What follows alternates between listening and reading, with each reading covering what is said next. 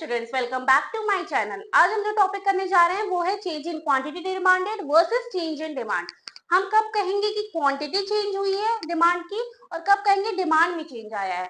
आज हम उसकी स्टडी करेंगे। सबसे पहले बात कर लेते हैं change in quantity demanded. When demand for given commodity changes due to change in its own prices, that change is called change in quantity demanded।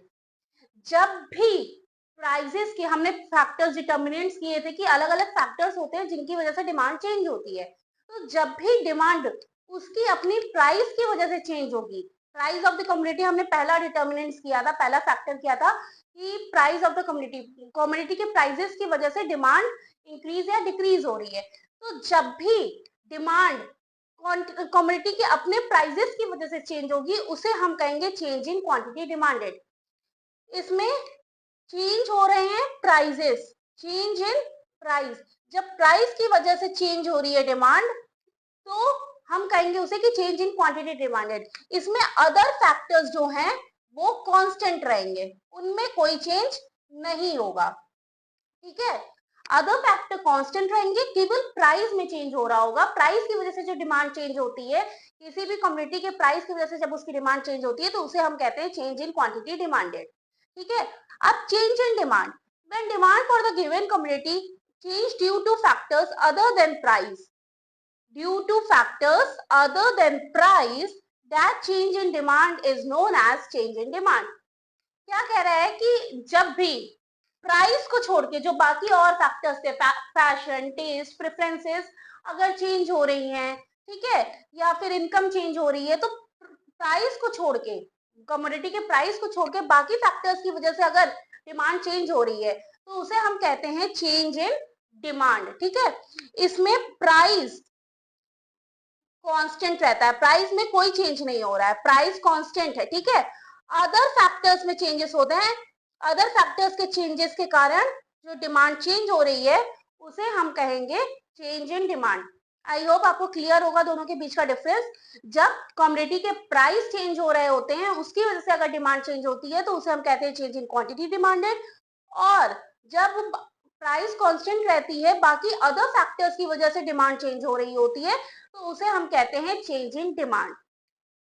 I hope change in demand and change in quantity demanded में difference आपको clear है। Factors और determinants of market demand. इससे पहले हमने individual demand के factors और determinants किए थे कि इंडिविजुअल डिमांड, कौन कौन से फैक्टर्स हैं जो इंडिविजुअल डिमांड को इफेक्ट करते हैं। अब हम बात करेंगे वो कौन से फैक्टर्स हैं जो मार्केट डिमांड को इफेक्ट करते हैं। इसमें आपको एक चीज ध्यान रखनी है कि इंडिविजुअल डिमांड्स के जितने भी फैक्टर्स और डिटर्मिनेंट्स किए थे वो सारे फैक्टर्स और डिटर्मिनेंट्स जो है मार्केट डिमांड को भी इफेक्ट करते हैं, तो वो सारे भी इसमें इंक्लूड होंगे। प्राइस ऑफ द कम्युनिटी, अगर किसी भी गुड की प्राइस इंक्रीज या डिक्रीज हो रही है तो मार्केट में डिमांड भी इंक्रीज या डिक्रीज होगी उस हिसाब से। प्राइस ऑफ रिलेटेड गुड्स वो भी मार्केट डिमांड में आएगा। ठीक है, फैशन, टेस्ट और प्रेफरेंस वाला पॉइंट, सारे पॉइंट्स जितने भी डिटर्मिनेंट्स हैं इंडिविजुअल डिमांड के वो सारे फैक्टर्स मार्केट डिमांड में भी इंक्लूड होंगे। इसके अलावा कुछ एडिशनल फैक्टर्स हैं जो सिर्फ मार्केट डिमांड में इफेक्ट होंगे, इंडिविजुअल डिमांड में नहीं होंगे। ठीक है, तो वो एडिशनल फैक्टर हम यहाँ करेंगे। तो मार्केट डिमांड के डिटर्मिनेंट्स और फैक्टर जानने के लिए आप इंडिविजुअल डिमांड वाला वीडियो बैक करके आप देख सकते हैं। इसके बाद है मार्केट डिमांड के फैक्टर्स, तो size and composition of population. ठीक है, तो साइज का, पॉपुलेशन के साइज का मार्केट डिमांड पे क्या असर पड़ता है। अगर आप एक एग्जांपल ले लेते हैं कि आपकी फैमिली में 5 लोग थे, ठीक है, there are 5 people in your family, तो अगर ये इंक्रीज होके 7 हो गए, ठीक है, तो अगर ये आपकी फैमिली के मेंबर्स बढ़े तो ऑब्वियस सी बात है आपकी चीजों की डिमांड भी इंक्रीज होगी। ठीक है, 5 से 7 हुआ, 5 से 7 फैमिली मेंबर्स हुए, फैमिली मेंबर्स बढ़ गए तो प्रोडक्ट्स की डिमांड भी बढ़ गई। ठीक है, उसी तरीके से पॉपुलेशन का साइज इंक्रीज होता है तो डिमांड भी इंक्रीज हो जाती है, जितने ज्यादा लोग उतनी ज्यादा डिमांड। ठीक है, तो पॉपुलेशन का साइज इंक्रीज होगा तो डिमांड भी इंक्रीज होगी, पॉपुलेशन का साइज डिक्रीज होगा तो डिमांड भी डिक्रीज होगी। ये क्या शो कर रहा है कि साइज ऑफ पॉपुलेशन और डिमांड में पॉजिटिव रिलेशनशिप है। ठीक है, पॉजिटिव रिलेशनशिप है। अगर एक का साइज इंक्रीज हो रहा है तो डिमांड इंक्रीज हो रही है, तो साइज और पॉपुलेशन के बीच क्या है, पॉजिटिव रिलेशनशिप है। ठीक है, अब इसमें एक वर्ड है composition of population.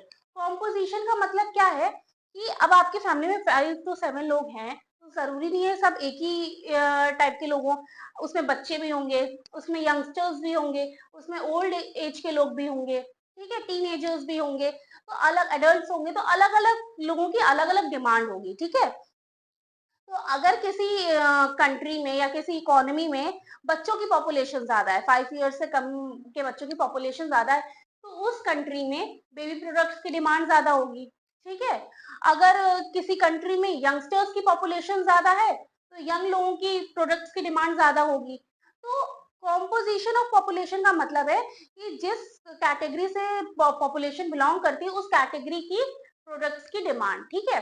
Baby products अगर बेबीज किसी कंट्री में ज्यादा है, छोटे बच्चे ज्यादा है, चिल्ड्रन ज्यादा है, तो उनके प्रोडक्ट्स की डिमांड ज्यादा होगी, ठीक है?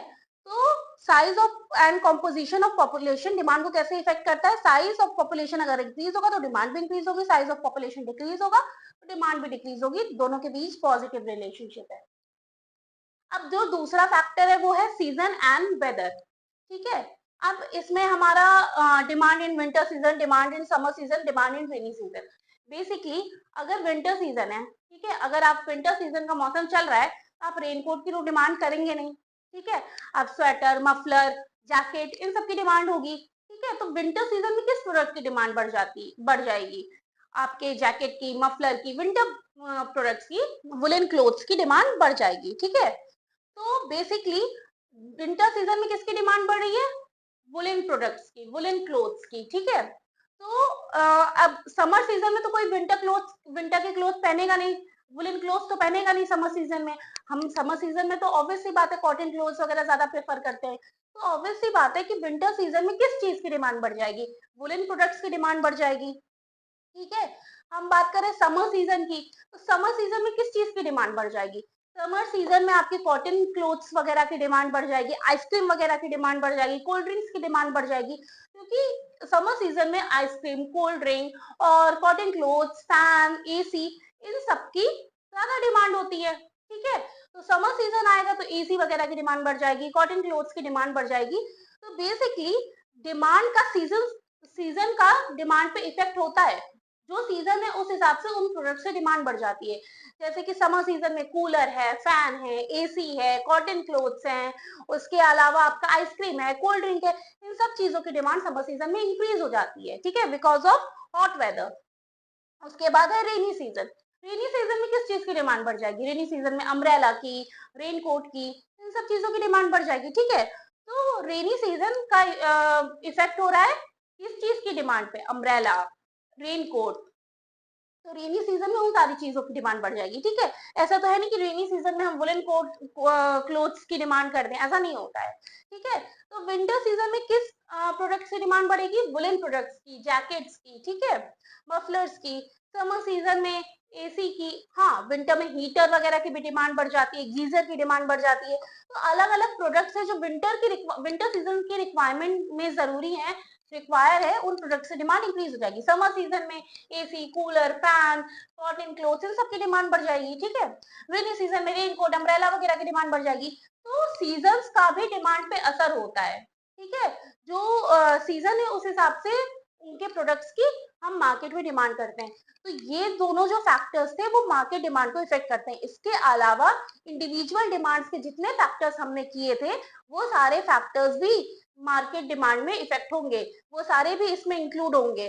Price of related goods, price of the given community, fashion taste and preferences, ठीक है, इनकम ऑफ द कंज्यूमर, वो सारे पॉइंट्स भी इसमें इंक्लूड होंगे। उसका फुल एक्सप्लेनेशन हमने इंडिविजुअल डिमांड में किया है, आप जाके देख सकते हैं। आई होप फैक्टर्स और डिटर्मिनेंट्स मार्केट डिमांड के आपको क्लियर होंगे। Thank you students.